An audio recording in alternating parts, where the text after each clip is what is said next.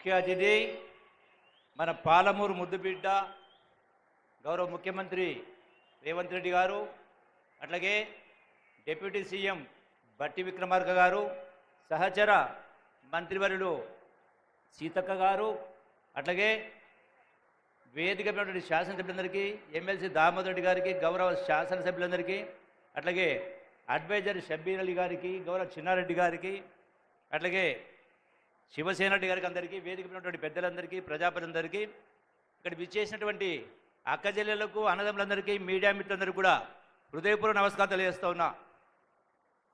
రేవంత్ రెడ్డి గారు పాలమూరు ముద్దుబిడ్డ, పాలమూరు జిల్లాకే గర్వకారణం. ఇలా మన పాలమూరు ముద్దుబిడ్డ రాష్ట్రానికే ముఖ్యమంత్రి కావడం పాలమూరు జిల్లా అదృష్టం. అందులో వనపర్తి జిల్లాలో చదువుకున్నటువంటి కారణంగా ఈనాడు వనపర్తి జిల్లా వాళ్ళు, వనపర్తి నియోజకవర్గ వాళ్ళు, ప్రజానికి అందరూ కూడా మరీ అదృష్టవంతులు.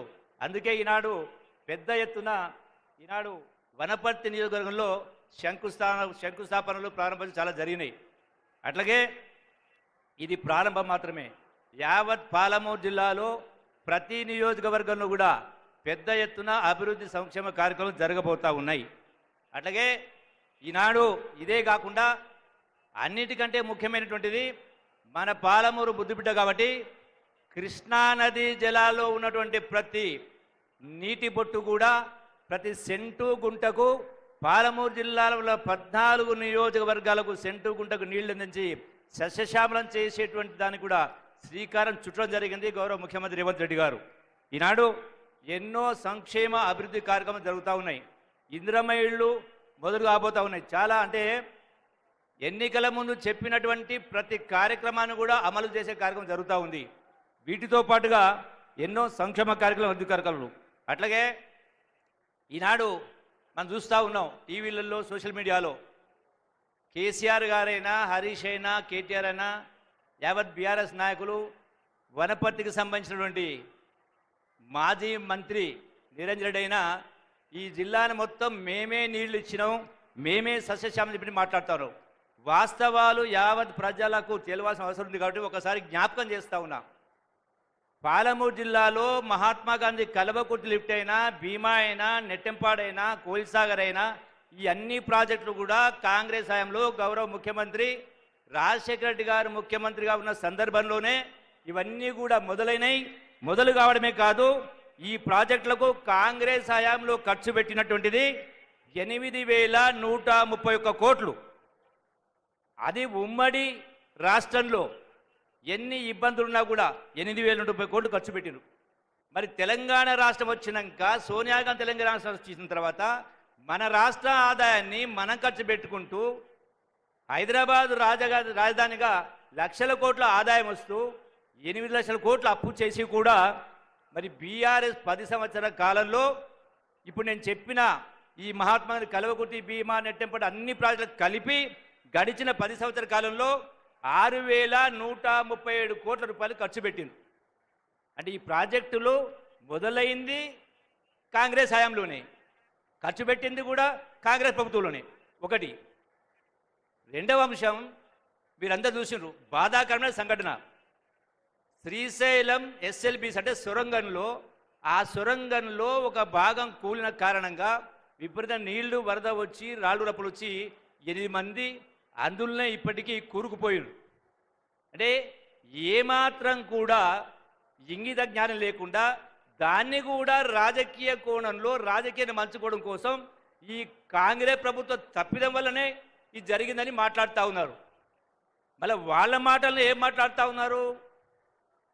గడిచిన 10 సంవత్సరాల కాలంలో బీఆర్ఎస్ పార్టీ కేసీఆర్ మేము 200 కిలోమీటర్ల సొరంగాలు తవ్వినాం అని మీరే మాట్లాడుతూ ఉన్నారు కదా. మరి మీరు మొదలుపెట్టిన సొరంగాలు తవ్వితే అంతకు ముందే శ్రీశైలం సొరంగం 44 కిలోమీటర్లలో 25 కిలోమీటర్లు కాంగ్రెస్ పార్టీ పూర్తి చేసింది. మరి 8 లక్షల కోట్ల అప్పు చేసి ఈ మిగిలిన 19 కిలోమీటర్ల సొరంగం ఎందుకు పూర్తి చేయలేదని నేను ఈ వేదిక ద్వారా అడుగుతా ఉన్న హరీష్ రావు ఛాలెంజ్లు విసురుతూ ఉంటాడు. అంటే ముందే మీకు ఏమైనా కలబడ్డదా? ఎక్కడైతే మన కూలి ఉందో అది ముందే కూలుతో మీకు తెలిసి కట్టలేదా? నిధులు లేక కట్టలేదా? 8 లక్షల కోట్ల అప్పు. ఈ ప్రాజెక్టును సొరంగాన్ని పూర్తి చేస్తే కాంగ్రెస్ పార్టీ పేరు వస్తలేదని కట్టలేదా? ఎందుకంటే పంపులు మోటార్లు అవసరం లేదు, తక్కువ ఖర్చుతోటి ఎక్కువ ఆయకట్టుకు ఇచ్చేది. అంటే కేవలం రాజకీయ కోణాలు మాట్లాడుతూ ఎన్నో రకరకాలు మాట్లాడుతూ ఉన్నారు.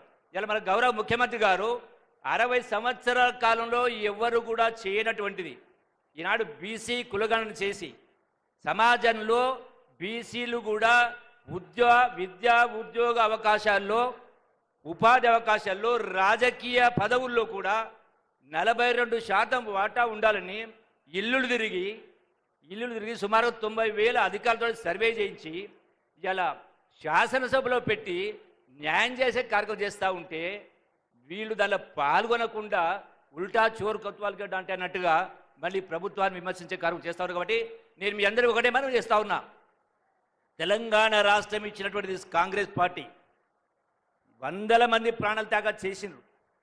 మరి తెలంగాణ ఇచ్చిన కాంగ్రెస్ పార్టీ ఈ దేశానికి కానీ రాష్ట్రానికి కానీ శ్రీరామ రక్ష. ఎప్పుడు ఏ ఎన్నికలు వచ్చినా కాంగ్రెస్ పార్టీని కాపాడుకోవాల్సిన బాధ్యత మనందరిపైన ఉంది.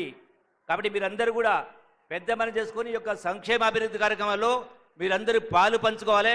ఒక చక్కని పరిపాలన, సుపరిపాలన, అవినీతికి అవకాశం లేని పరిపాలన మనందరం కలిసి, మనమందరం ఒక కుటుంబం కలిసి చేసుకోవాలని చెప్పని మీరందరూ కూడా పాల్గొనాలని, తోడు కావాలని మనస్ఫూర్తిగా కోరుకుంటూ సెలవు తీసుకుంటున్నా. జై Congress. Thank you sir. Telangana రాష్ట్ర వ్యాప్తంగా మహిళా సంఘాల ధన సిరి